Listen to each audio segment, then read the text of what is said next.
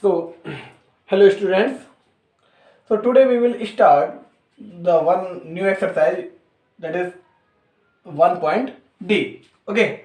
So I hope you know the property of the rational number of that addition parts. So in that addition part we have learned the closure property, commutative property, associative property, okay, and additive identity, okay, and inverse of additive identity, okay. But here are means the here we will not discuss the closure property, commutative property and associative property, because it is just similar to the that previous one. In place of the addition sign you have to just use the multiplicative sign here, okay. But here we will discuss the distributive law, multiplicative identity, zero property and multiplicative inverse, okay. Now let's start from distributive law, okay. Okay, distributive law.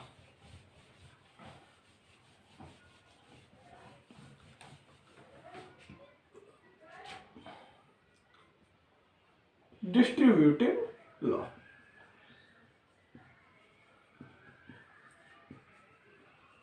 Okay, if we have P upon Q, if we have the three rational number P upon Q, R upon S and T upon W, okay, in such a way that the distributive law over addition, what? Over addition. Okay, so according to this property, if P upon Q and R upon S R and T upon U is arranged like S, then the result will always come as P upon Q product of by R upon S. Now P upon Q product by T upon U. So it's your distributive law, okay. Now what is next? Multiplicative identity. Multiplicative identity means if P upon Q, if we have a rational number P upon Q and we are doing the multiply by the 1, then the result is always what? That rational number, that is P upon Q, okay. Now what is next? Zero property. Zero property. If we have P upon Q is a rational number and we are doing the multiplication by 0, then the result is always 0. So these are some properties by which you can simply give the answer, okay, in just a second. Now what was the last? That is multiplicative inverse, okay. What is next? That is fourth one, multiplicative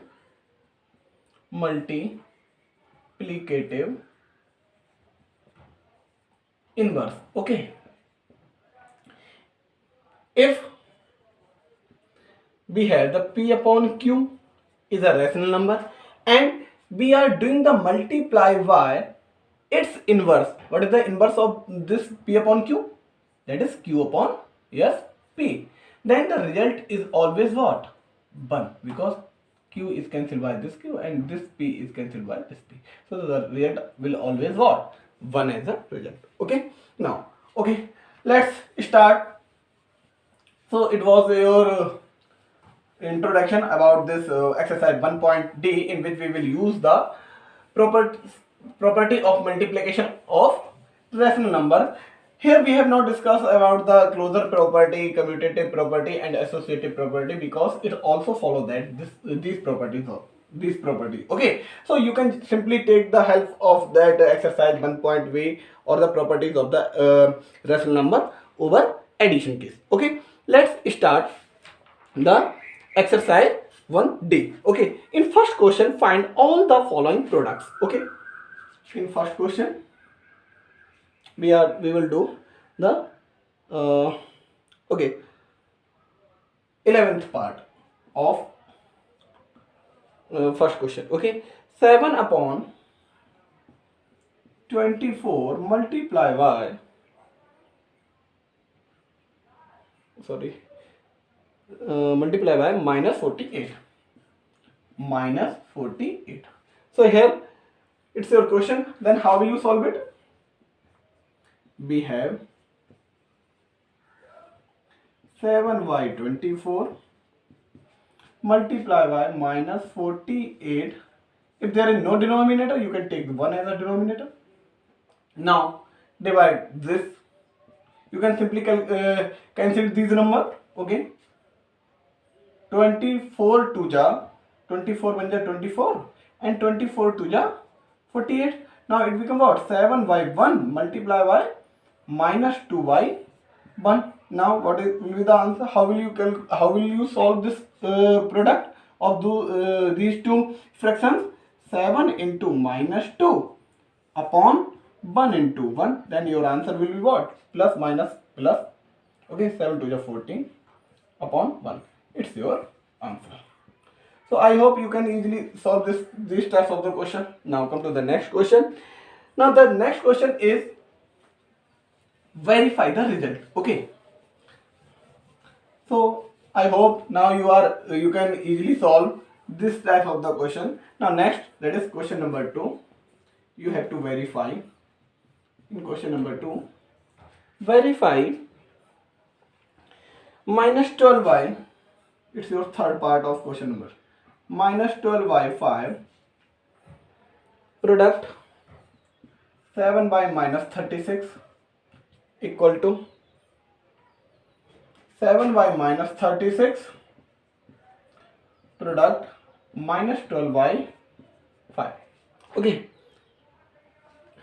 but see here students, see here means if suppose it's your P upon Q and it's your R upon S, then what is here? R upon S into P upon Q means it follows the commutative law. So it's simple, means it will be verified.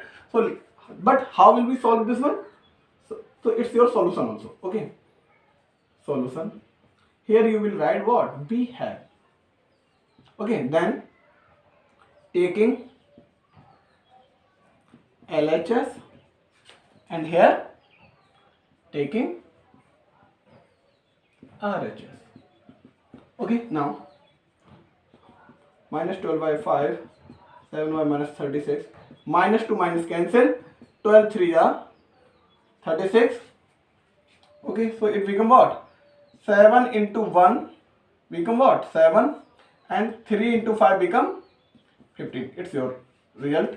And here 7 by minus 36 minus 12 by 5.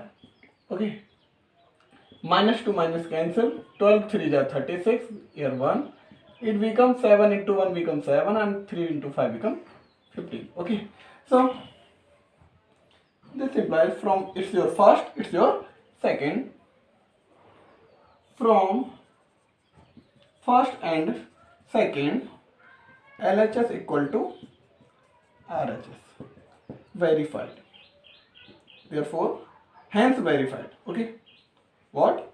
Hence verified. Clear? So in this way you can usually solve the question number 2 also.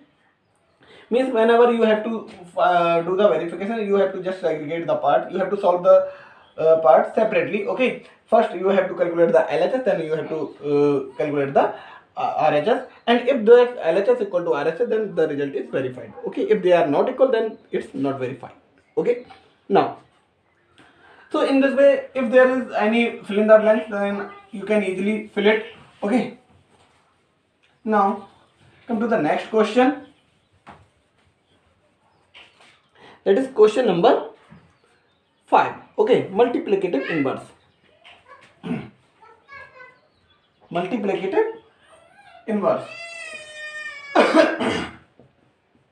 Multiplicative inverse. what we have to find here? We have to find the multiplicative inverse, that is the reciprocal of. Okay, so let's take one question, 6 part. Okay, in 6 part, minus 3y minus 5. Okay, then how will we solve this question? Solution: we have minus 3y5 minus 5. Okay, so in this way we can easily write like as minus to minus cancel, that is 3y5. Now multiplicative inverse of 3y5 equal to what? 5 by 3. Okay, what is this?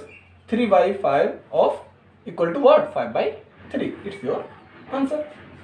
Now find the value. It is going to be the more important. So see this one. So these all are your class work. Okay, so you have to solve these questions. That is, it's your class work. You have to solve these questions in your notebook also. Okay, now in question number 6, you have to find the value.